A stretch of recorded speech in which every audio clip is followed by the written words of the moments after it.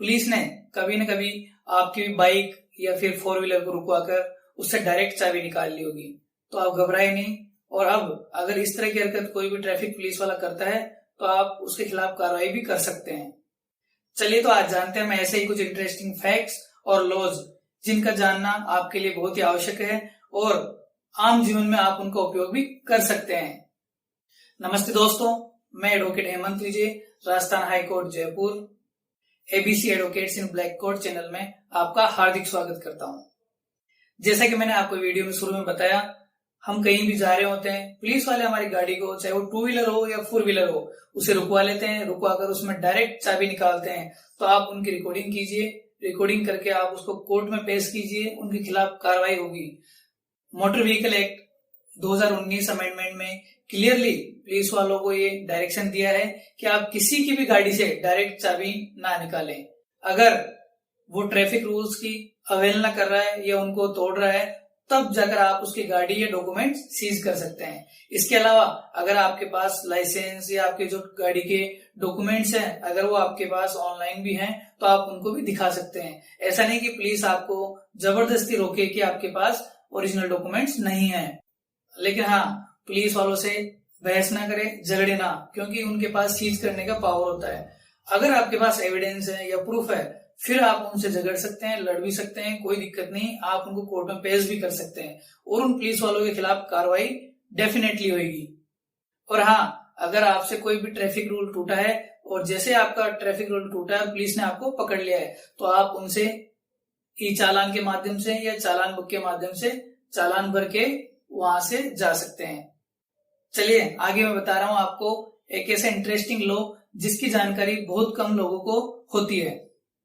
आप जब भी कभी भी विदेश का टूर करें या फिर कभी भी फ्लाइट का यूज करें, अगर आपको फ्लाइट 2 आवर्स से लेकर 5 आवर्स तक डिले कर देती है, तो आपको अधिकार है कि आप उस फ्लाइट से मील्स मांग सकते हैं, रिफ्रेशमेंट के लिए कुछ भी डिमांड कर सकते हैं, या फिर आप उनसे ऐसे कूपन ले सकते हैं जिनसे आपका रिफ्रेशमेंट हो सके।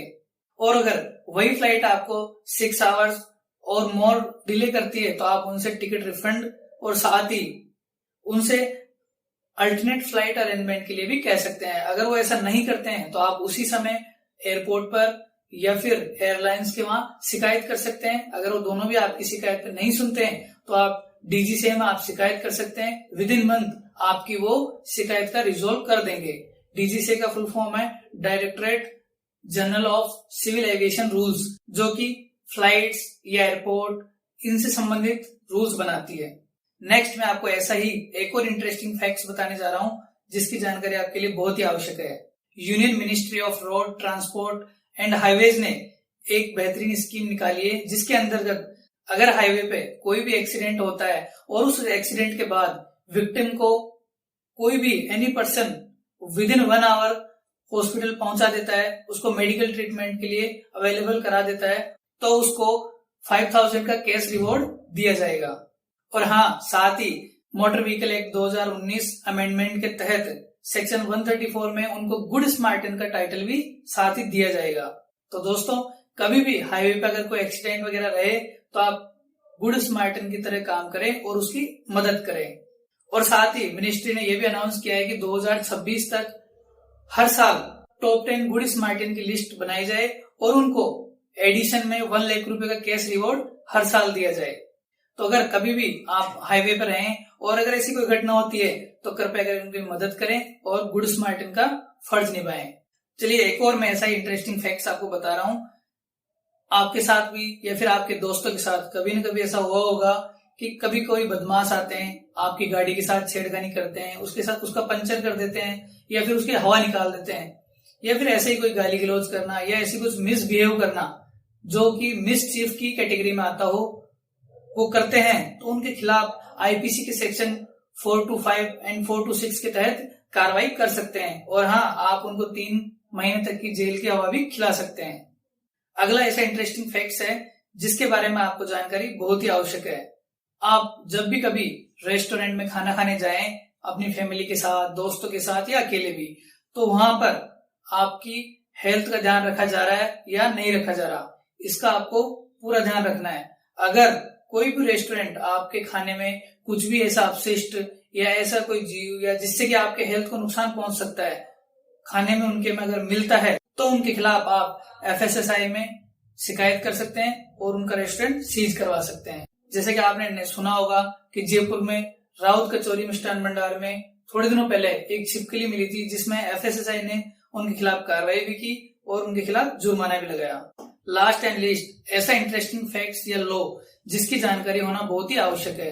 अगर आपकी पत्नी आपसे ये कहती है कि आप अपने बूढ़े माँ बाप को कहीं छोड़ दें, आश्रम में छोड़ दें या फिर हमारे घर से निकाल दें और अलग रहें, अगर आप इस तरह की मानसिक स्थिति से गुजर रहे हैं, सुप्रीम कोर्ट ने क्लियरली ये गाइडलाइंस दी है कि अगर आपकी पत्नी आपसे कहती है कि आप अपने बूढ़े माँ बाप को कहीं छोड़ दें, अपने घर से बाहर निकाल दें या हम उनके साथ नहीं रहेंगे, या तो आप इनको निकाल दो या फिर मेरे से तलाक ले लो, तो ऐसी स्थिति में आप उस महिला के खिलाफ कार्रवाई करते हुए 13A के तहत कार्रवाई करके हिंदू मैरिज एक्ट में आप तलाक ले सकते हैं।